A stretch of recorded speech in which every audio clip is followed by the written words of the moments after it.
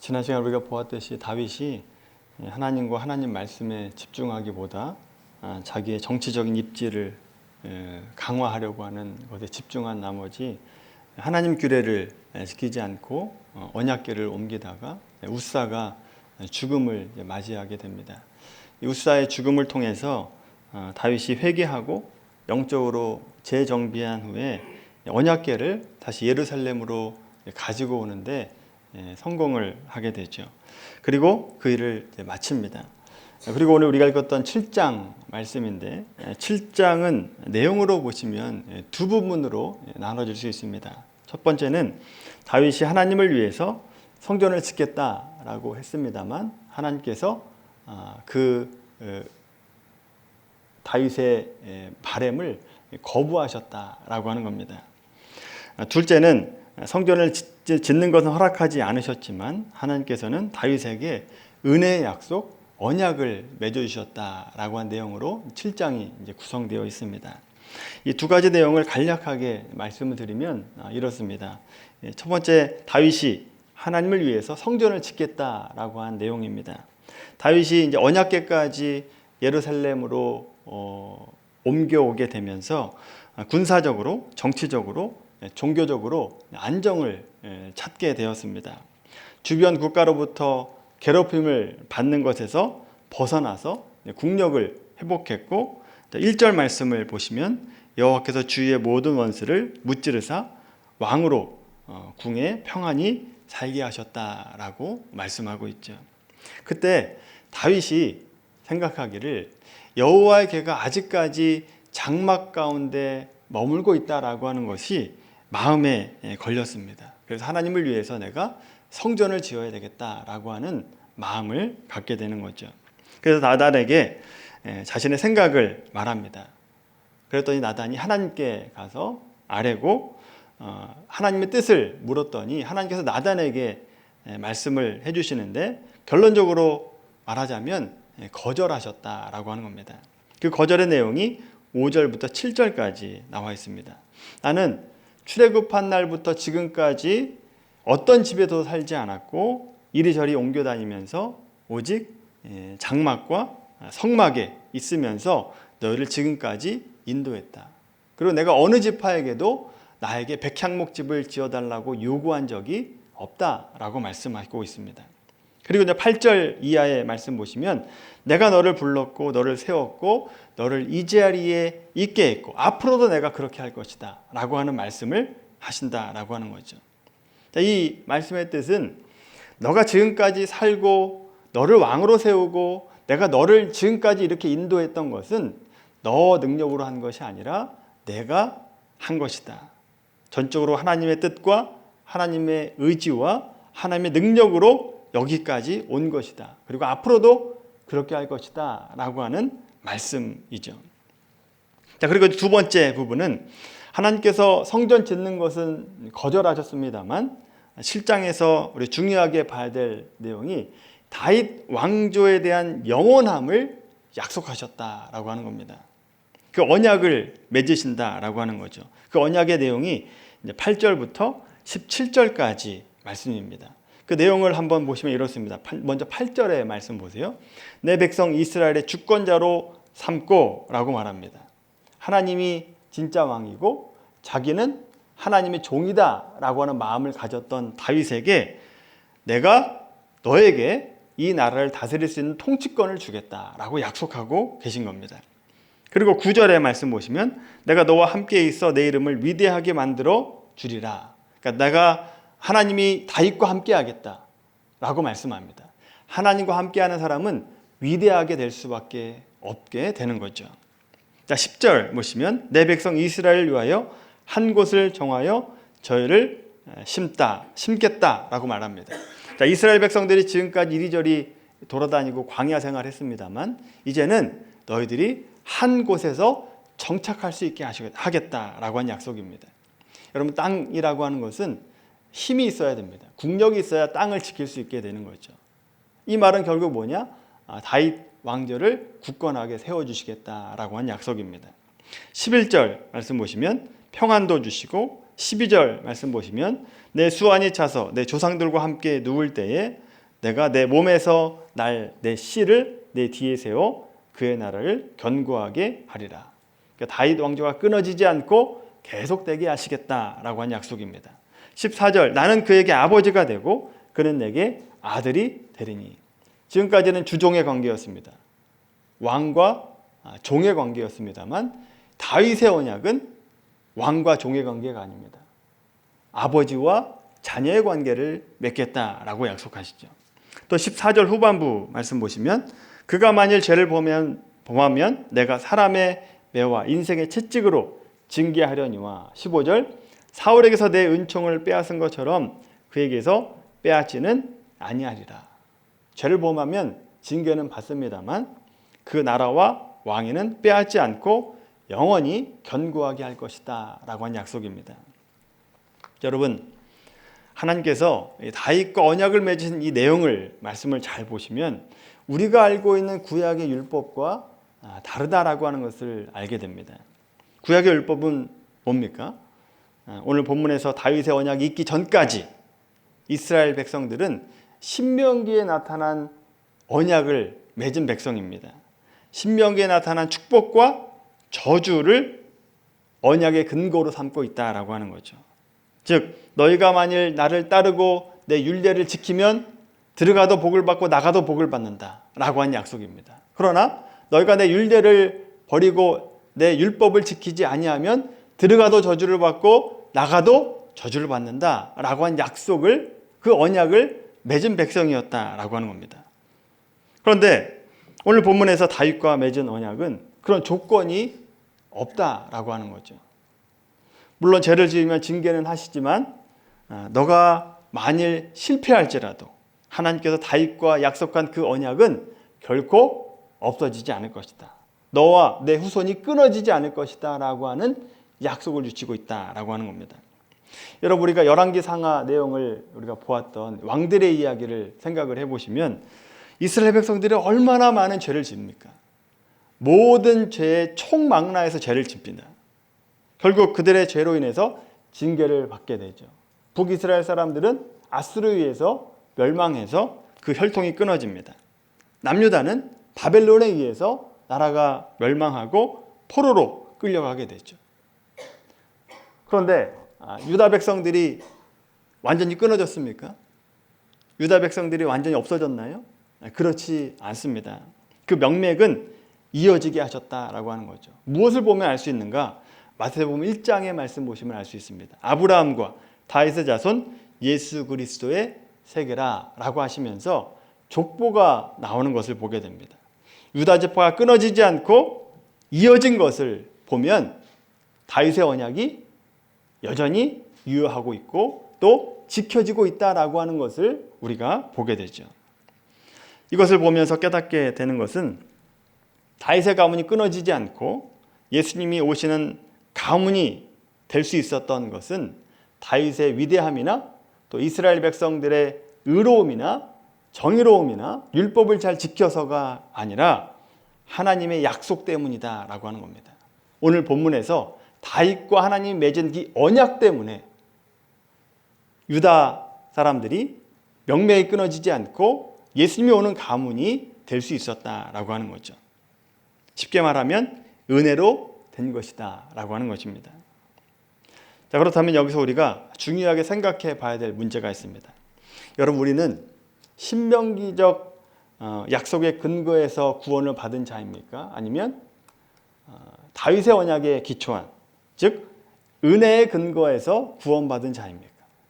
어느 게 맞습니까? 율법으로 구원받았습니까? 아니면 은혜로 구원받았습니까? 은혜로 구원받았죠. 우리가 은혜로 구원받았다라고 하는 것은 너무나 잘 알고 있습니다만 많은 분들이 여전히 신명기적 언약의 기초에서 구원받았다라고 생각을 합니다. 은혜로 구원받았다라고 말은 하고 있는데 실제 생각이나 행동은 다 율법에 의해서 구원받은 것처럼 살고 있다고요. 이 차이를 분명히 알아야 은혜로 구원받았다라고 하는 것이 무엇인지 분명히 알아야만 우리 삶 가운데, 우리 마음 가운데 감사가 있게 되고 그 은혜를 누리면서 살아갈 수 있게 되는 것입니다. 여러분, 은혜와 율법, 이것이 차이가 무엇인지를 알아보기 위해서 우리 요한복음 한번 찾아보겠습니다. 요한복음 1장 말씀입니다.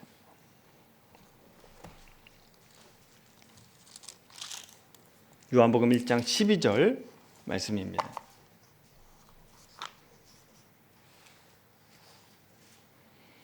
자, 율법으로 구원받는 것과 은혜로 구원받는 것의 차이가 무엇인지를 보기 위해서 요한복음 1장 12절부터 18절까지 말씀 다 같이 함께 읽겠습니다. 영접하는 자 곧 그 이름을 믿는 자들에게는 하나님의 자녀가 되는 권세를 주셨으니 이는 혈통으로나 육정으로나 사람의 뜻으로 나지 아니하고 오직 하나님께로부터 난 자들이니라. 말씀이 육신이 되어 우리 가운데 거하심에 우리가 그의 영광을 보니 아버지의 독생자의 영광이요 은혜와 진리가 충만하더라. 요한이 그에 대하여 증언하여 외쳐 이르되 내가 전에 말하기를 내 뒤에 오시는 이가 나보다 앞선 것은 나보다 먼저 계심이라 한 것이 이 사람을 가리킴이라 하니라.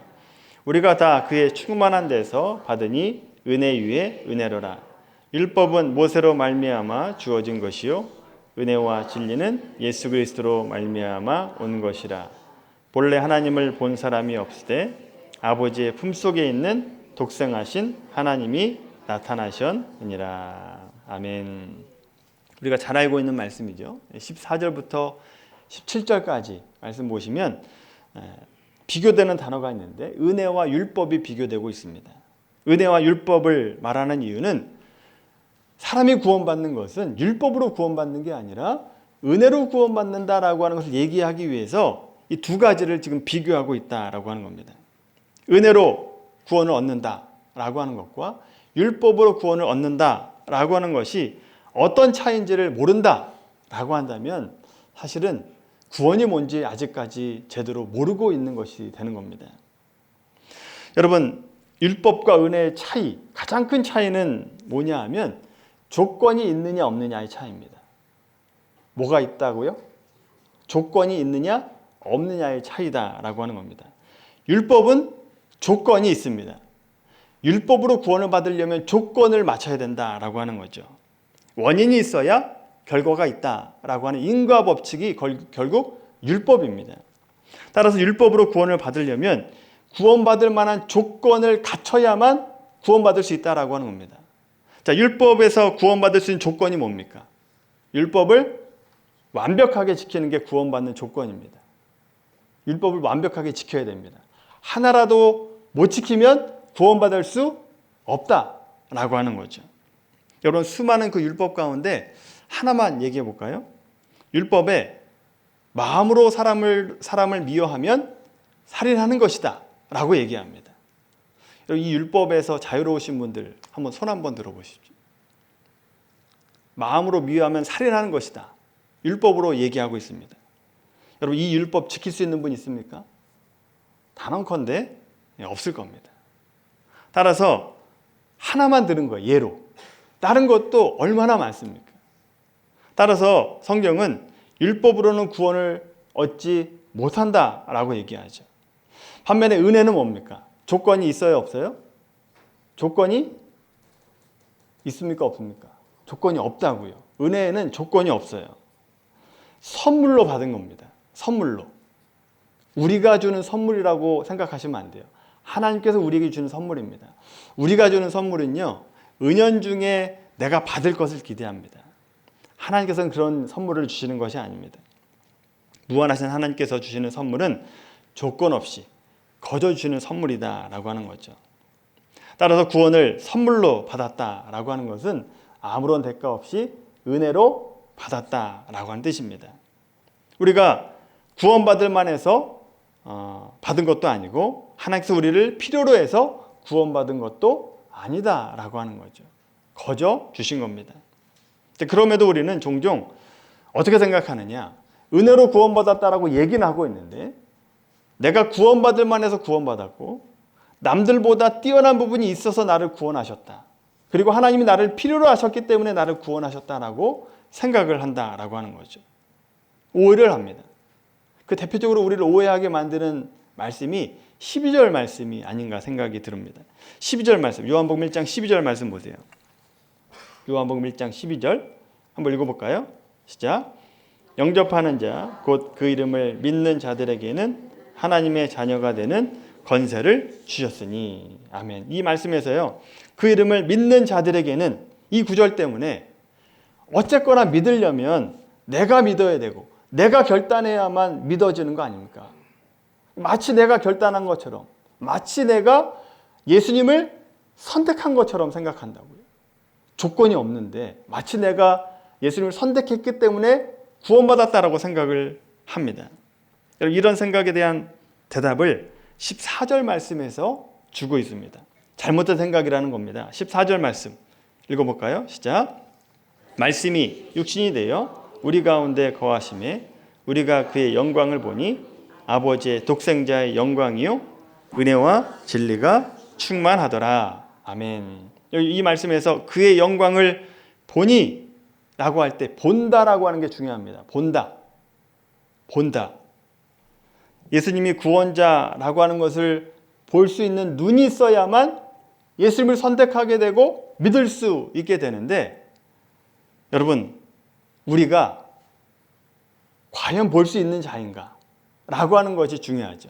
5절 말씀 보십시오. 요한복음 1장 5절 말씀 읽어볼까요? 시작. 빛이 어둠에 비치되 어둠이 깨닫지 못하더라. 빛이 비추고 있는데 영적인 소경이기 때문에 깨닫지 못한다는 겁니다. 빛을 볼 수가 없다라고 하는 거죠. 누가요? 누구긴요? 우리죠. 우리가 빛을 볼 수 있는 자가 아니었다라고 하는 겁니다. 우리가 영적인 소경이기 때문에 예수님을 알아볼 수 없는 자다라고 하는 거죠. 눈이 안 보이는 자에게 아무리 빛을 비춰본 자 한들 빛을 볼 수가 없습니다. 알아볼 수가 없다라고 하는 거죠. 그러면 우리는 어떻게 구원받았습니까? 어떻게 구원받았죠? 13절 말씀 보십시오. 13절 말씀 자 읽겠습니다. 시작. 이는 혈통으로나 육정으로나 사람의 뜻으로 나지 아니하고 오직 하나님께로서 난 자들이니라. 아멘.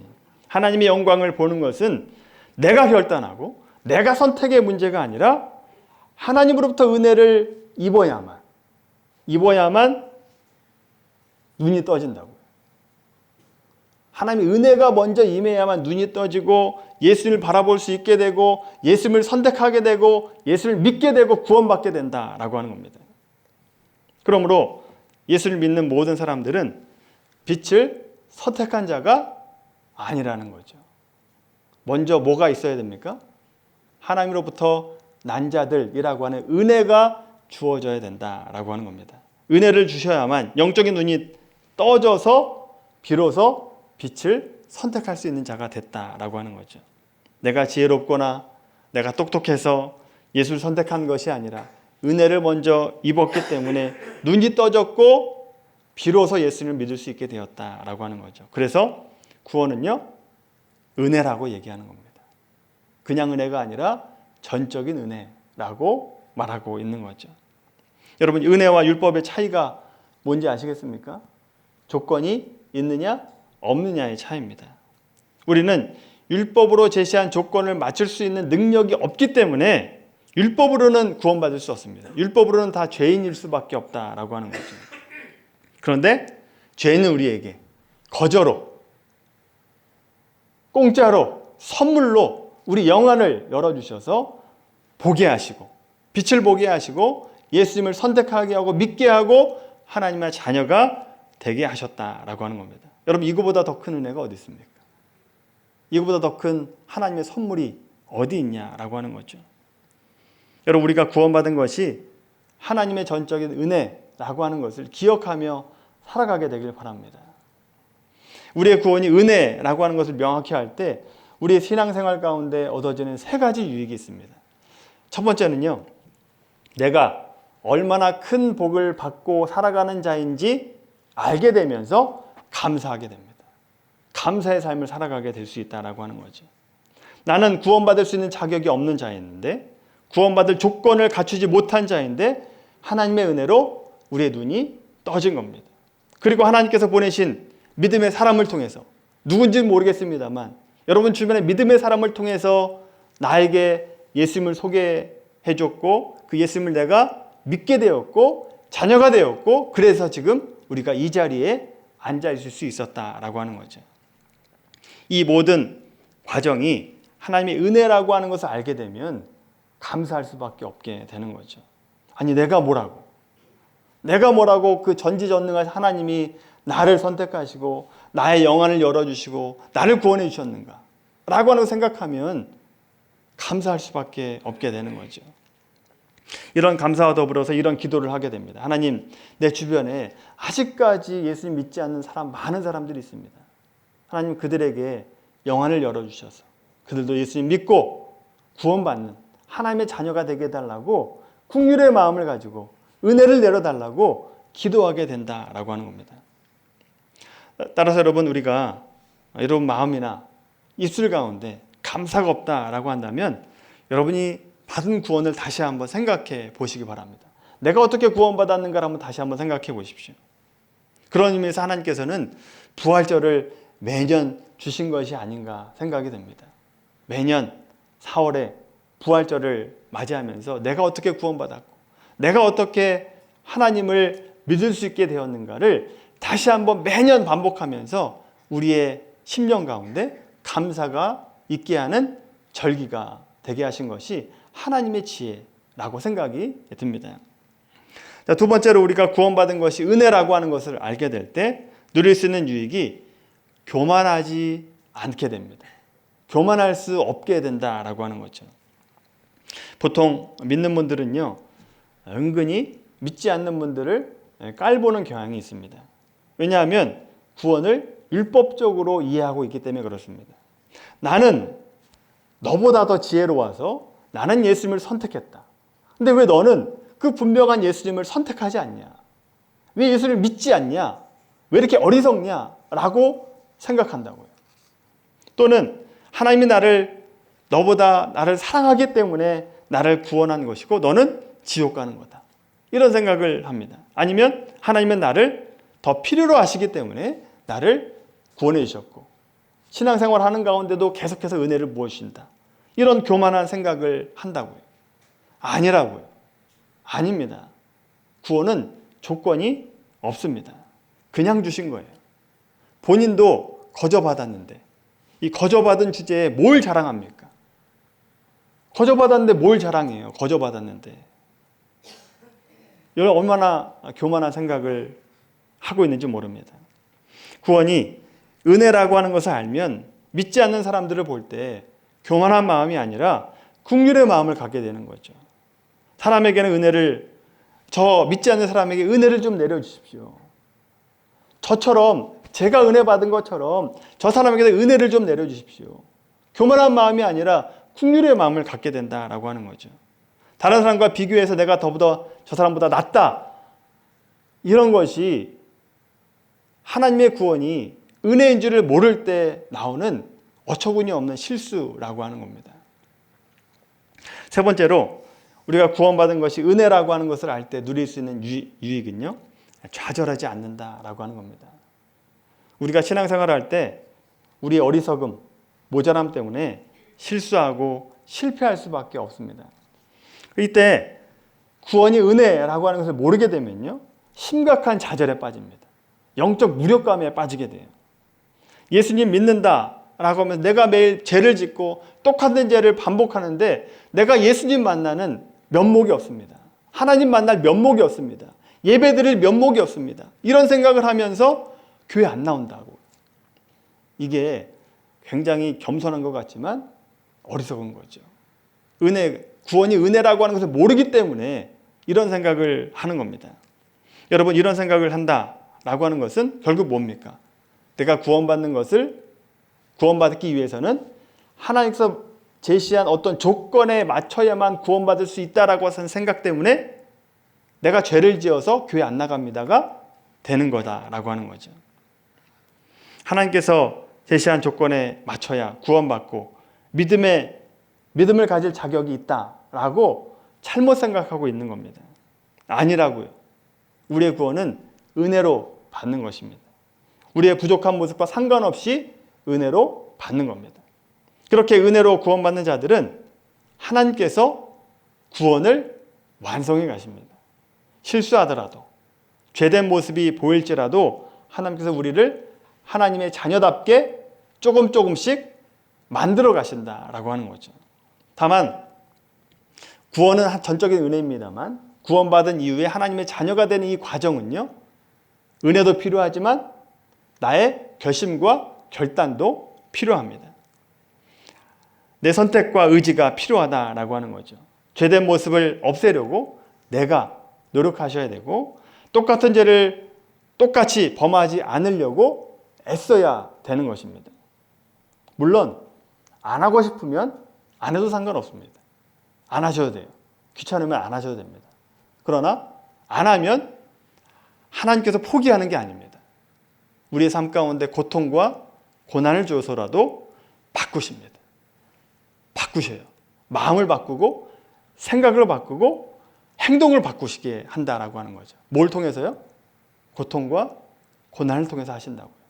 그러니 고통과 고난이 오기 전에 바꾸는 게, 조금씩 변해가는 게 훨씬 더 지혜롭고 현명한 삶이 되는 거죠. 좋은 말로 할 때 하나님 뜻에 순종하는 것이 지혜로운 것이다 라고 하는 겁니다. 오늘 말씀을 결론적으로 말하자면요, 구원이 은혜라고 하는 것이 정확한 이해가 없게 되면 감사가 없게 됩니다. 감사가 없어져요. 감사가 없는 분들에게 나타나는 특징이 뭔지 아십니까? 교만하거나 좌절합니다. 감사가 없는 분들의 특징이에요, 그게. 교만하거나 좌절한다라고 하는 거죠. 교만하신 분들, 자기가 최고로 생각하고 남을 지적하고 헐뜯으면서 자기의 신앙이 저 사람보다는 낫다라고 하면서 위로를 받게 되는 겁니다. 내가 더 나은 의와 신앙을 가졌다라고 스스로 위안하게 된다라고 하는 거죠. 교만한 삶을 살게 됩니다. 반대로 매일매일 영적 무력감에 빠지게 됩니다. 받은 은혜를 생각하면서 감사하지 않고, 하나님 나에게 왜 이런 고난과 고통을 주십니까? 왜 나에게만 이런 어려움을 주십니까? 받은 은혜는 생각하지 않고 지금 현재 어려움만 생각하면서 영적인 무력감에 빠지고 한숨과 한탄으로만 세월을 보내게 된다라고 하는 거죠. 여러분, 우리가 구원받은 것이 전적인 하나님의 은혜라고 하는 것을 기억하며 살아가게 되길 바랍니다. 그렇게 살아가야만 우리의 삶 가운데 감사가 있게 되는 것이고, 감사하는 삶 가운데는 교만함이 아니라 겸손함이 찾아옵니다. 그리고 좌절이 아니라 담대한 마음이 우리의 삶 가운데 찾아오게 되는 거죠. 여러분 삶 가운데 감사가 넘치게 되길 바랍니다. 그리고 담대함과 겸손한 삶을 살아가는 우리 모두의 삶이 되기를 예수님의 이름으로 간절히 축원합니다.